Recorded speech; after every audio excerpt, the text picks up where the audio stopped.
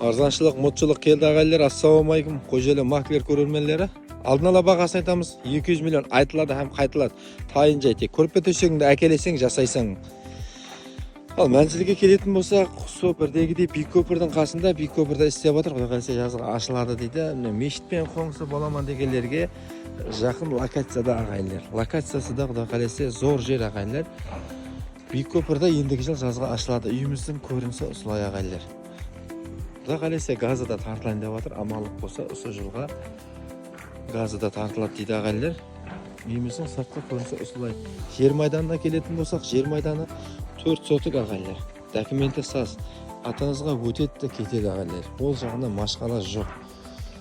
Арзан жай керек дегендерге міне арзан жай. 200 миллион айтылып жатыр, һәм қайтылады, қатып қойған сена жоқ. Келін, көрін, келсеміз дейді. Осы қажетханаға дейін жеріміз. Ана жағы ана жерге дейін атыстар еткен үйіміздің көрінісі осылай. Тайын жай ағайлар. Келесе көрпе төсегімен жасай бересің ағайлар. Сондай арзан жай іздеп жүргендер болса, соларға жіберіп бірден лайк басып қоямыз. Бисмиллахиррахманиррахим деп кірсек, кірген жеріміз көрініс осындай ажайып зор, ремонтлары да орташа қалды ағайлар. Тайын жай. Асхана мебелері подаркиге беріледі. Сулары ішке кірген, тоқлары көрдіңіз жанып тұр. Міне сулары да ішке кірген ағайлар. Тек бұл жерде газ мәселесі. Газ мәселесі де Құдай қаласа шешілейін деп жатыр. Бұл жағына келетін болса, осындай ата-аналар жатақханасы. Ремонтларды да көрдіңіз, орташа қалды ағайлар. Арзан жай керек деп жүргендерге жіберіп бірден лайк басып қойсаңыз арз ет деп ойлаймын. Бұл жағына келетін болсақ, яғни бұл балаларымыздың бөлмесі.